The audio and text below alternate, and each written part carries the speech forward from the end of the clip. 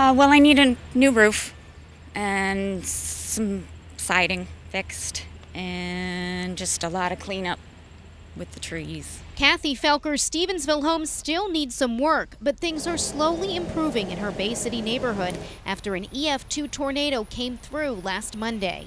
They got the tree out of here and some of the ones that were on the fence. They still have some more to come get, but as you can see up and down the road, there's a lot to be done. Tree removal companies have been working 12 hours a day since the tornado, along with the Department of Public Works. DPW says they've made tremendous progress. All roads are back open and water and sewer service back on.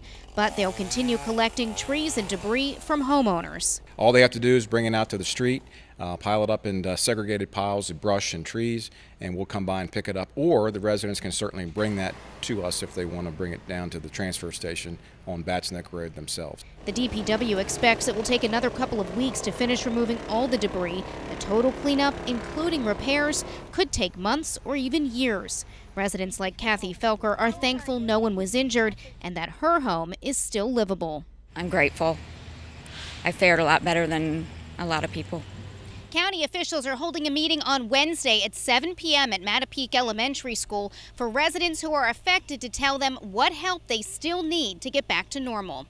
In Stevensville, Kim Day, CWBAL TV 11 News.